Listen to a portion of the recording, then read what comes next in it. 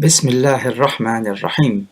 We'll now move on to the second qa'idah, and the Shaykh states, the means or the routes to achieve something take the same ruling as the ends which you're trying to achieve.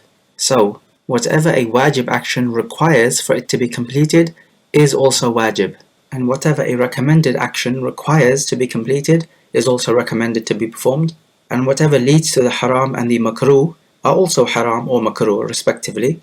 Likewise, whatever leads to that which is permissible is also permissible. So the routes take on the same ruling as its final end.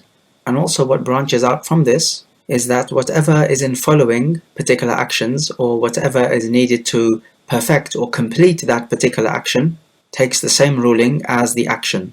So the branch takes the same ruling as the root. So that was the second qa'idah. It is immensely important because it covers just so many issues. In Arabic they say al-wasailu laha ahkamul maqasid. The means or the routes take the same ruling as the final end.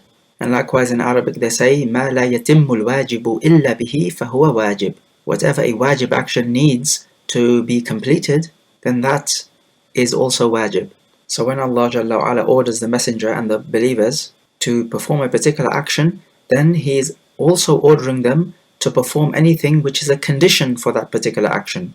Because any action cannot be completed without completing its prior conditions first.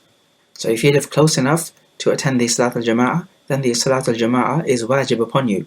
And you cannot reach the masjid except through walking. So this walking also takes the ruling of it being wajib. Because you cannot complete this wajib action of the Salat al-Jama'ah except by walking to the masjid. Thus we say this walking to the masjid is wajib. Otherwise, normally, the act of walking in and of itself, we cannot say it is wajib or haram or makruh or mustahab. It is just simply mubah, it is neutral. So as you go to the masjid to perform the salah, then as you go to the masjid and as you come back, you are in an act of ibadah. Likewise, if you go out to fight in the way of Allah, as you walk out and as you return, you are in ibadah.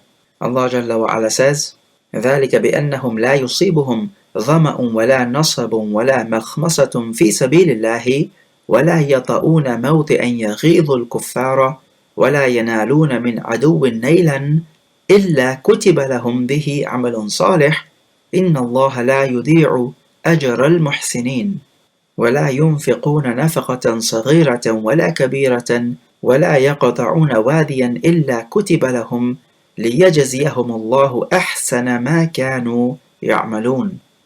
That is because they don't suffer any thirst, nor any fatigue, nor any hunger in the way of Allah, nor do they take any step to raise the anger of the kuffar, nor inflict any injury upon the enemy, except that a righteous action is written for them.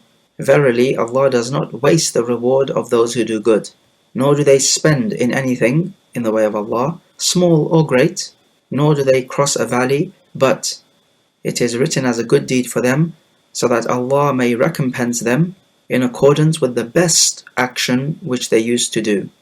And in the hadith of Sahih Muslim, مَنْ سَلَكَ طَرِيقًا يَلْتَمِسُ فِيهِ عِلْمًا سَهَّلَ اللَّهُ لَهُ بِهِ طَرِيقًا إِلَى الْجَنَّةِ. Whoever traverses a way seeking knowledge, then Allah will make easy for him the way to Jannah. So as you set out to seek knowledge, you are in an act of ibadah. And likewise, there are many ahadith which speak about going out to the salawat, that for every step you take, there is written a good deed and an evil deed is removed. And so likewise Allah says in Surah Yasin, إِنَّا نَحْنُ نُحْيِي الْمَوْتَى وَنَكْتُبُ مَا قَدَّمُوا وَآثَارَهُمْ. Verily we give life to the dead and we write down whatever they sent forward of their actions and their effects, meaning what they left behind in this world. And athar is also their footsteps. So the footsteps they took to the masajid. So some have interpreted the word athar as footsteps, meaning the footsteps to the masajid, and also your footsteps in going out to fight in the way of Allah. But what is correct with the word athar is that it is those good actions you leave behind. For example, the sadaqah jariyah, or knowledge which you leave behind. And this is correct because it is the opposite of qaddamu. So qaddamu means the actions you did before your death. So all the good actions which you did before your death, and even the evil actions, will be written down. And also your athar, and this is after death. So your actions after your death. So this would be things like sadaqah jariyah and useful beneficial knowledge which you left behind. And in fact, if you left behind some evil deeds, then this is also counted against you. So it actually works both ways. So the point is that Allah writes down your actions which work for you or against you before your death, and He writes down the actions which work for you or against you after your death.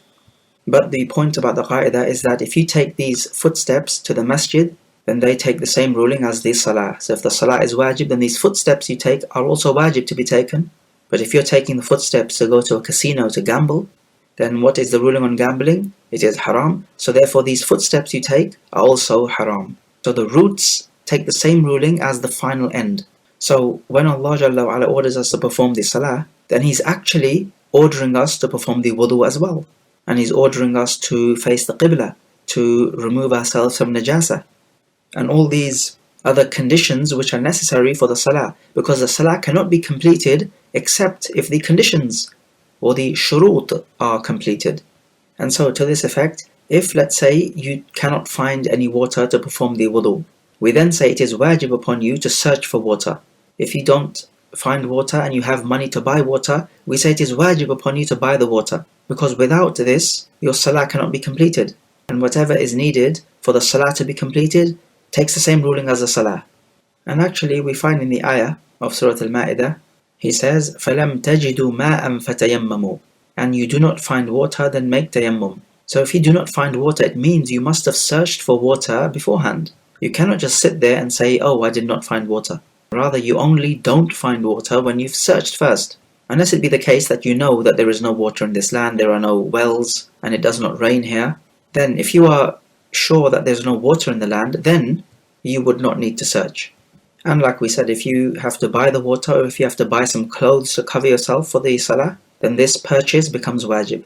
But here the question may arise, what if somebody is charging you too much for the water or for the clothing? We say even if he charges you more than the normal amount, you still have to buy it, as long as the price is not so much that you will be harmed. Because sometimes somebody could charge you so much that it will destroy your wealth. So here you would not need to purchase this water or the clothing. But if he charges you a little bit over, then here it will not harm your wealth, meaning to say it will not break the bank. Thus it is obligatory upon you to still make this purchase. And some ulama said that even if he charges you a little bit above the normal price, you don't have to purchase the water or the clothing. But we say no, this is wrong. Charging you over the normal price, if it's not to such a great extent that it will break the bank, as they say, then you must purchase the water or the clothing. And this is the correct opinion. And also what branches forth from this qaida is that it is obligatory upon people to learn those types of trades and work which the people need to fulfill their requirements of the deen and the dunya. Sometimes learning can be fardu ayn, and these are the sorts of things which you are forced to learn in your deen and for your ibadah and for your mu'amala, your dealings and transactions with other people. So for example, if you have wealth, then it is obligatory upon you, fardu ayn on you, to learn the rulings of zakah, because this applies to you. Likewise, if you're a businessman, it is obligatory upon you to learn about the rules and regulations of trade. If a person does not have any wealth, then there is no zakah upon him. Here it is not obligatory upon him to learn about the zakah. If a person wants to make the hajj or the umrah, it is wajib upon him, an individual obligation, to learn about the rulings of the hajj and the umrah. Otherwise, at best it is fardu kifaya. And then secondly, when it comes to learning the knowledge, it is fardu kifaya. And this is a type of knowledge which you do not need immediately in your life. However, we say every community must have somebody knowledgeable so that people can go and ask him questions. And so from the knowledge which is fard kifaya to learn would be things like adhan, iqama, because not everybody is obligated to perform this. Also the imama, being the imam of a masjid. Also being a judge, enjoining the good and forbidding the evil, fighting in the way of Allah, as long as it is not fard ayn upon you. Preparing the dead for the ghusl and the kafan, and performing the salah upon him and carrying him to the graveyard and burying him. Likewise agriculture and also making clothing and ironmongering and carpentry and these types of trades, it is all fard kifaya because it is necessary for the functioning of a society. both in terms of their ibadah and in terms of their worldly affairs.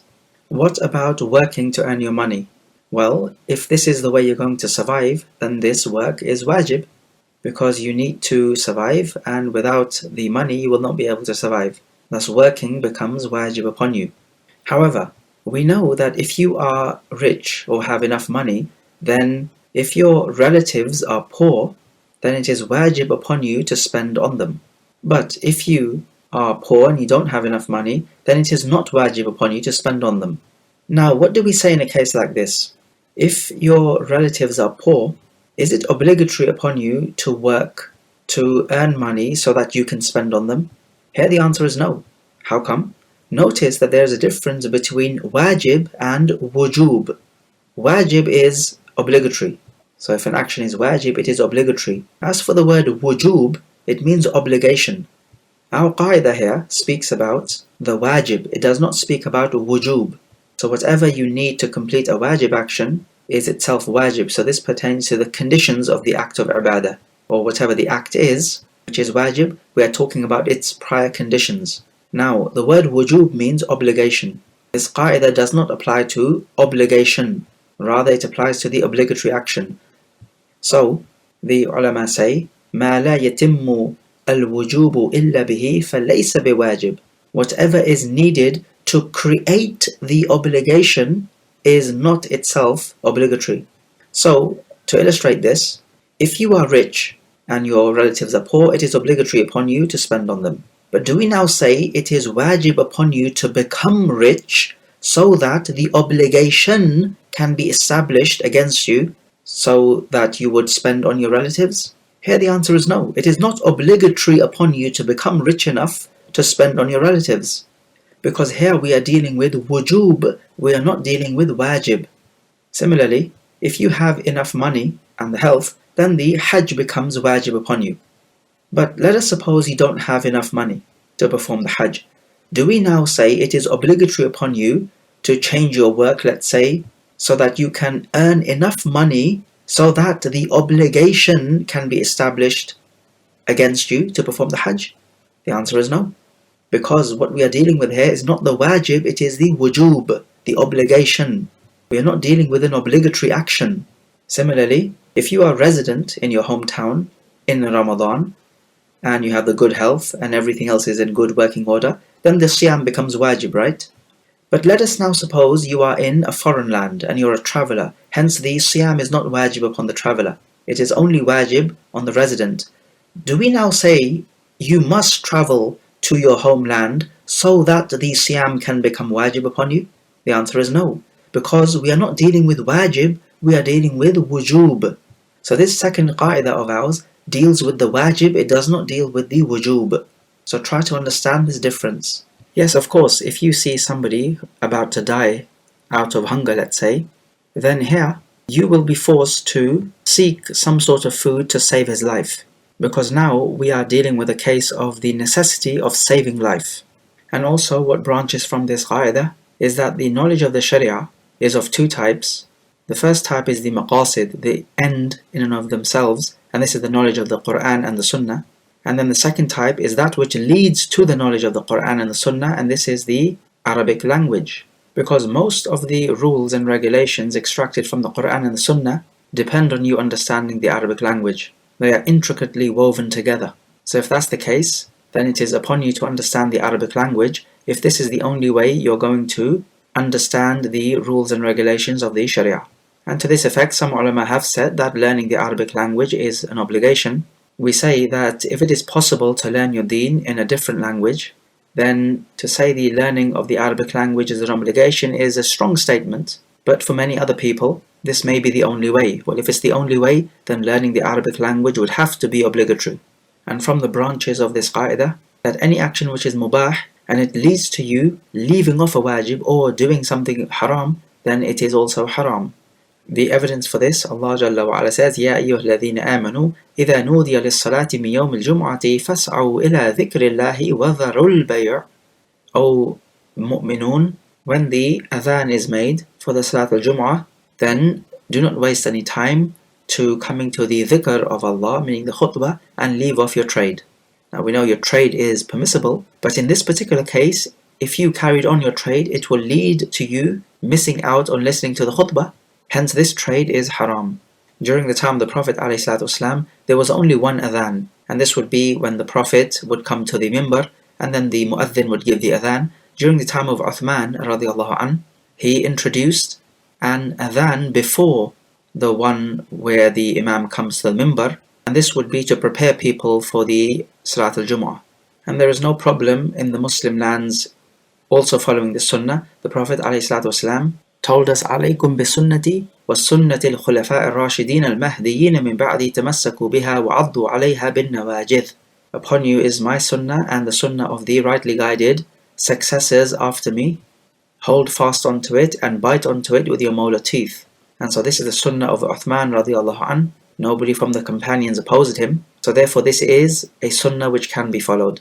So if some people implement the Sunnah, then there is no problem. And if some people do not implement the Sunnah, then again there is no problem. Either way, it is a flexible issue.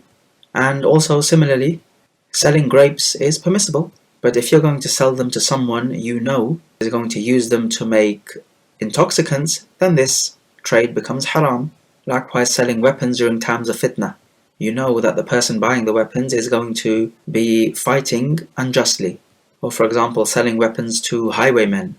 And also branching out from this qaida is that the hila, or the strategies that you use to commit haram, are also haram. So this is like trying to take a ring road around the haram by doing it in a way which seems to be halal, such as what they called qalbud dayn, to change the debt. Now when it comes to debts, we know how the people of Jahiliyyah would do it. The creditor demands the debtor for the debt. The debtor doesn't have the money to pay, so the creditor says, okay, either you're going to pay me the 100 now, but if you want to pay me later, it's going to have to be 120. So this would be the riba, which would be running during the days of Jahiliyyah. Allah says, يَا أَيُّهَا الَّذِينَ آمَنُوا لَا تَأْكُلُوا الرِّبَا أَضْعَافًا مُضَاعَفًا. O you who believe, do not consume riba multiplied, because this is how it would be in the days of Jahiliyyah. Now the point is, some people might change the debt, but still they earn riba. So if the debtor owes, let's say, 100 sa of wheat to the creditor, the time to pay up the debt comes and he does not have the 100 sa of wheat. So he does not have the wheat, but he does have some dirham. Let us suppose that 100 sa of wheat is equal to 100 dirham. That is the value. Now the creditor ought to take back 100 dirham, because that's the value of the wheat. If he now takes back 120 dirham, then this would be riba, because he's taking back more than he gave, and he's profiting out of a loan, and any loan which brings a profit is riba. And so this is a hila, just to make a riba halal. You've changed the debt from the wheat to the dirham.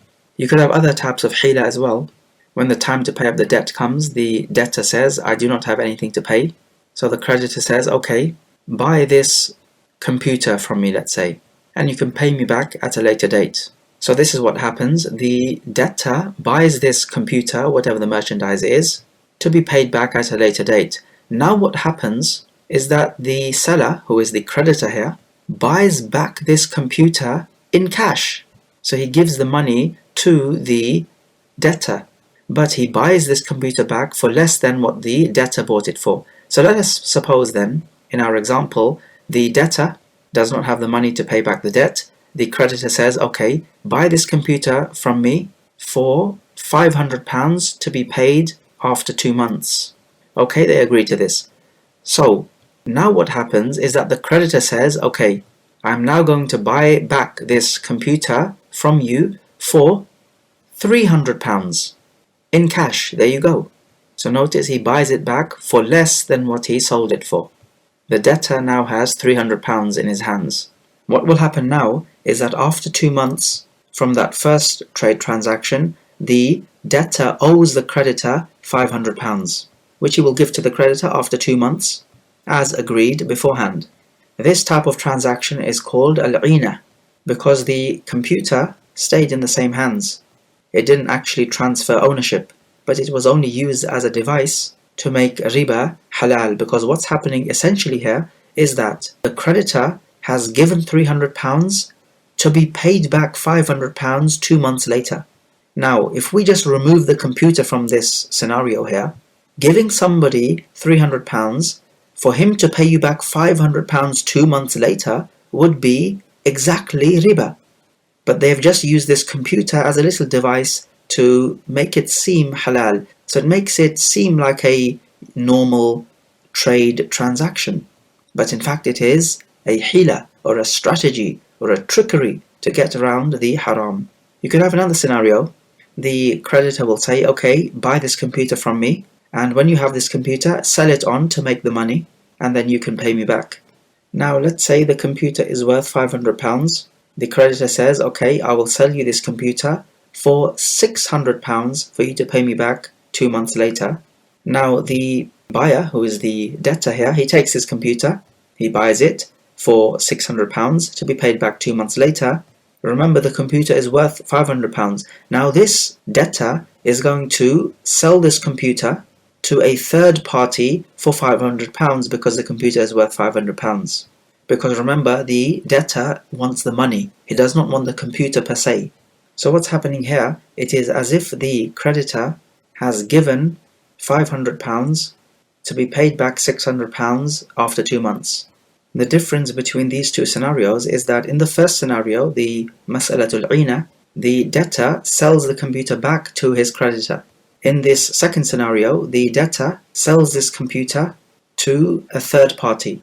But either way, what is happening is that the creditor in our examples, both of them, is making a nice profit where he has no right to. And the second scenario is the qalbud dain, the changing of the debt. Or you could have another type of hila which seeks to keep the poor man poor. Let's say you have 3 people, A, B and C. A and B are businessmen, and the person C, he's the debtor. He's the poor person who owes back the debt to person A. He says to person A, look, I don't have any money. Person A says to the person C, okay, go to person B and borrow money from him so you can pay me back. And so he does this and pays back person A. But of course now he owes money to person B. He goes to person B, he says, look, I don't have any money. Person B tells him, go to person A, borrow money and pay me back. So this is what he does. Now you see what's happening here. Person C will be like a pendulum swinging between A and B. And this happens because A and B made this agreement that this is what they will do to person C. Abdullah ibn Abbas, it has been reported, said that the mas'alatul ina, the situation we spoke about previously, he says that this is basically exchanging the rahim for the rahim, which is money for money, and just in between them there is a piece of silk. So this is just to make it look halal. Now in our example we did not use a piece of silk, we used the computer, but the idea is the same. Also from the hila could be to deprive somebody's right of a shufa'a. Now we know what shufa'a is. Let's say 2 people own a house or they own a land. It is shared property. If one of the partners wants to sell his share of the land or the house, let's say, then his partner has most right to buy it off him. And this is the right that the Sharia gives him. You are not allowed to deprive him of this right. If, let's say, the 2 partners are person A and B. Person A wants to sell his share of the land. He sells it to person C, not to person B. Person B now has the right to buy it off person C, even if person C does not like it. This is the right of person B given to him by the Sharia. But what if person A decides to undertake a hila? If he wants to sell his share to person C, he will write his share down as a waqf. Now a waqf means that person B is not allowed to take possession of it. And this is only to deprive person B of his share of the land or the house or whatever it may be. Or you could have another hila, that person A gives this share of his land as a gift to his son. So now he has not sold it. So there cannot be any shufa'ah. The danger with the hila is that not only are you committing a sin because your actions are by intention and you will have what you intended, but on top of that you're committing the second sin of trying to deceive Allah Jalla wa Ala and play about with His Sharia, which is the sunnah of the Yahud. This is why the munafiq is worse than a kafir, because he has the added bonus of deception. And with riba, note that the issue is so serious that the ulama say that even if a kafir is a harbi, whose life and wealth you can take, you are still not allowed to deal with him in riba. So whereas it is perfectly permissible for you to kill him and take his wealth, this would be halal as he is a harbi, it would still be haram for you to take riba from him. This is how serious riba is. And what also stems from this qaida is the issue of tahleel in the nikah. So this is when the husband divorces his wife for the third and final time. She is not halal for him anymore to marry until she consummates marriage with another husband. Then, if that marriage ends in a divorce, then the first husband can marry her again with a brand new nikah contract. But if the second husband only marries her and then consummates the marriage in order for the first husband to take her back again, then this is tahleel, making her halal for the first husband, and it is haram. And this type of marriage is invalid because it is a hila to make the woman halal for the first husband again. And the Prophet ﷺ described this second husband, the muhallil, as the at-taysul musta'ar, the billy goat who is borrowed. So you borrow the billy goat so he can impregnate the female sheep.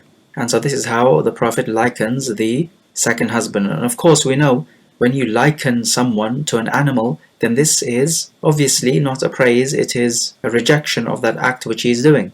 Just like the one who gives a gift and takes it back is like the dog who vomits and then he eats back his vomit. Of course, this is not a praise, it is completely rejecting this action. And also from the examples of this qaida is when the inheritor kills the person he's going to inherit from, or the one who is bequeathed something kills the one who is bequeathing the item. So for example, a rich person says that when I die, a third of my wealth is going to go to person B. Now this person B knows that when person A, the one bequeathing the wealth, dies, he's going to receive a third of his wealth. Now he seeks to hasten this, so he kills person A, just so he can take a third of the wealth. So we say in a case like this, if we know that he killed him purposefully, then we will not give the third of the wealth to person B. And we say the same thing about the inheritor. However, if this killing was a purely accidental killing, for example, person B is driving a car and person A is the passenger, they have a car crash. Person A dies and person B was responsible for the car crash due to his negligence. Now clearly this is an accidental killing because person B did not mean to kill person A. Now in a case like this there's a difference of opinion, but the stronger opinion is that person B will inherit from person A if they were inheritors. Or if person B was to receive a bequest from person A, then he does receive this bequest. This is the madhab of Imam Malik. If the type of killing was the shibhul amd, the type of killing which resembles intentional murder, then we give it the same ruling as the khata, as the unintentional or murder by mistake. And in a case like this, he does inherit as well, but he does not inherit the blood money. So he inherits the wealth of the deceased except for the blood money. So that portion he has to give out himself, so he does not take his share back from the wealth of the deceased. And from the example of this qaida, that matters are to be judged in accordance with their purposes they're trying to fulfill, is the husband mistreating the wife, so that the wife demands al-khulu' and gives back the mahr to the husband. So what the husband wants is the mahr to be given back and to depart from the wife. Allah Jalla wa Ala says in Surah An-Nisa, وَلَا تَعْضُلُوهُنَّ لِتَذْهَبُوا بِبَعْضِ مَا آتَيْتُمُوهُنَّ, and do not mistreat them so that you can take away some of what you gave them, meaning the mahr. So in a case like this, it is not halal for the husband to take back anything of the mahr. So mistreating the wife would be not giving her her rights, talking to her with harshness, burdening her with work which she cannot bear, and so on. The action itself of the husband is haram, and it is also haram for him to take back any of the mahr. And from the examples of this qaida, if somebody is given a gift out of embarrassment, then it is obligatory upon him to return this gift or to give back a similar gift. Normally the sunnah is to accept the gift, but if you know that somebody is giving you this gift because he's embarrassed, such that if he was not to give you this gift, he will feel embarrassed, or he thinks that you may deem him to be miserly, so he gives you this gift out of embarrassment, so it's not like he wants to really give you the gift, then here you must refuse the gift, because he's not giving it to you out of his own goodwill. It is as if he's being forced to give it to you.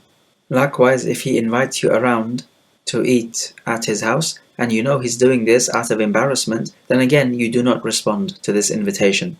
In fact, it's not permissible for you to respond. He's not doing it out of his own goodwill. It's as if he's being forced to do it. So you could have, for example, a person standing outside his house. Maybe he's about to leave the house. and he sees a close friend of his walk by. Now he feels to himself, if he does not invite his friend in, his friend would think him to be miserly and selfish, so he invites you in. Now here you would not accept the invitation, and you should make up some excuse that you're unable to enter his house. And the reason is because he is not inviting you in through his own goodwill. Rather, it is as if he is being forced to do so. His embarrassment is forcing him. And also, it needs to be noted, the Shaykh tells us, that the hila used to commit a haram act or to leave off a wajib act is obviously haram, but likewise a hila to secure your rights is halal. Allah Jalla wa Ala says, كَذَلِكَ كِدْنَا لِيُوسُف. Thus did we plan for Yusuf. So the hila spoken about here in Surah Yusuf is that Yusuf alayhi salam put the cup of the king in the bag of his brothers. And then one of the callers called out, أَيَّتُهَا الْعِيرُ إِنَّكُمْ لَسَارِقُونَ. O trade caravan, you people are thieves. And so like this, he was able to retain his brother Binyamin. Now clearly this is a hila. Yusuf alayhi salam planned this from the beginning, but this type of hila, there is no problem with it. Because in retaining his own brother, Yusuf alayhi salam was not doing anything haram in the sharia. And the point is, he would not be able to retain his own brother if he just came out clean with it. So he tells his other brothers, look, I want Binyamin to remain with me. His other brothers would not accede to such a request. So he had to implement this hila. And similar to the example of Yusuf alayhi salam, we have the hila of Al-Khidr, who is the companion of Musa alayhi salam, when he bore a hole in the ship of the people working by the seaside. And the reason for this, as we know, so that the other king would not seize this ship.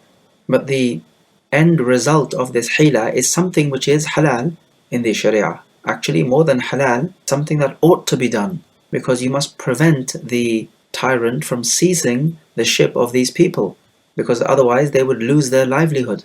So if the aim of the hila is permissible, then the hila itself is permissible. And also from the examples of this qa'idah, Allah Jalla wa Ala says, إِنَّ اللَّهَ يَأْمُرُكُمْ أَن تُؤَدُّوا الْأَمَانَاتِ إِلَىٰ أَهْلِهَا.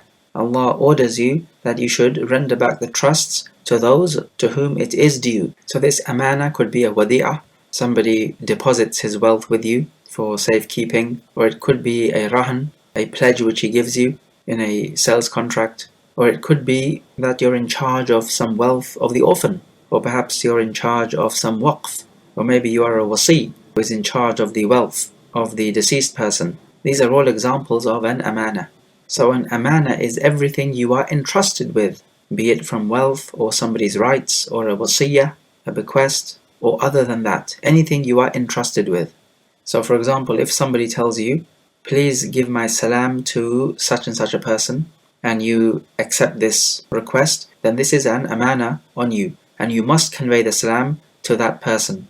Or for example, if somebody confides a secret in you, and either he explicitly tells you that this is a secret, so don't tell anyone else, or he looks left and right just to see if anyone else is not listening in, and then he tells you this secret, so it becomes apparent to you that this is in fact a secret, then this secret is an amana, and you're not allowed to disclose it. The type of amana which is of a wealth nature, or money nature, would be the type of wealth which enters your hands, or your possession, through the permission of the sharia, or through the permission of the owner of the wealth. So the permission of the sharia would be when you are in charge, let's say, of the wealth of the orphan. Permission of the owner would be, let's say, if you are a wakil, so you're acting on behalf of the owner of the wealth, or if you are a wasi, who acts on behalf of the owner pertaining to the bequest, or if you are a nadhir, who acts on behalf of the owner with regards to the waqf. So we have wakil, wasi, and nadhir. The wakil acts on behalf of the owner of the wealth during his life. The wasi acts on behalf of the owner after the owner's death. The nadhir acts on behalf of the owner with regards to the waqf during the lifetime of the person who gave the waqf and after his death. So notice the difference then between the wakil, wasi, and nadhir. Animals under your care are also an amana. So if somebody gives you a sheep, let's say, then it is your responsibility to keep the sheep alive, and thus you must spend on it, and also keep it safe from the elements, severe cold or severe heat. And when it comes to the amana, then you must not be guilty of tafreed, which is negligence, which is when you don't do something you ought to do, and you must not be guilty of at-ta'addi, which is when you do something which you're not supposed to do. And so if the tafreed or ta'addi leads to the destruction of the amana, then you are a guarantor. If the amana is destroyed without tafreed nor ta'addi, then you are not a guarantor, because an amin is not a guarantor unless he is guilty of tafreed or ta'addi. So for example, if you have a sheep given to you by someone else and it's his property, if you, let's say, do not protect the sheep from severe cold, then this is gross negligence, is tafreed, and you are a guarantor. On the other hand, if you make this sheep carry a load which it is unable to carry, and you damage it or destroy the sheep thereby, then this is a ta'addi, you did something you're not supposed to do. And from the examples of this principle, Allah Jalla wa Ala has made these shameless acts haram, and it is even haram to come close to them. Because like we said in the qa'idah, the means take on the same ruling as the ends. Al-wasailu laha ahkamul maqasid. So you're not allowed to be alone in privacy with an ajnabi woman, and you're not allowed to look at something which is haram to be seen, such as shameless images of women. And so the Prophet told us, whoever falls into the doubtful matters, he has fallen into the haram. Just like the shepherd who grazes his flock right near the private sanctuary. It's as if the sheep is about to overstep the mark and enter the private land or the private pasture.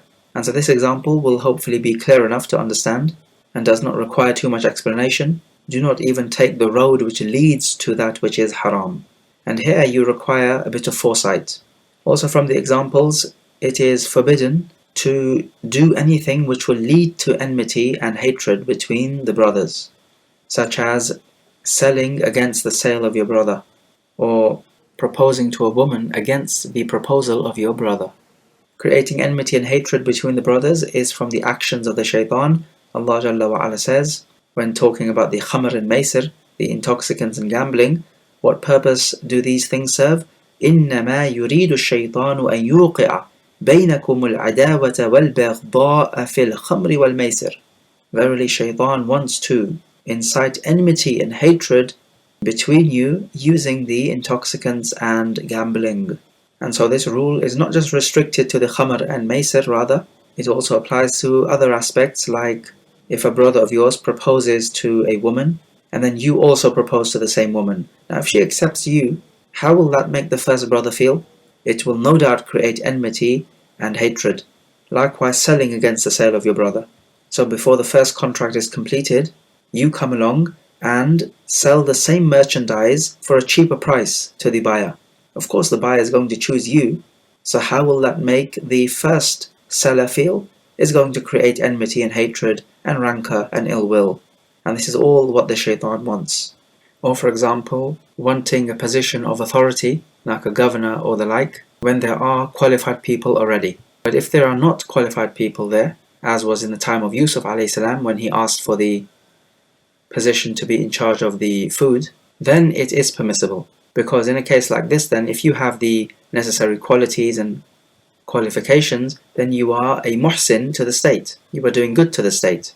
And you're also doing good to the one who's already in this position that you're applying for, because if this person in the position you're applying for is a zalim, then you are stopping him from his dhulm, and that is doing good to him.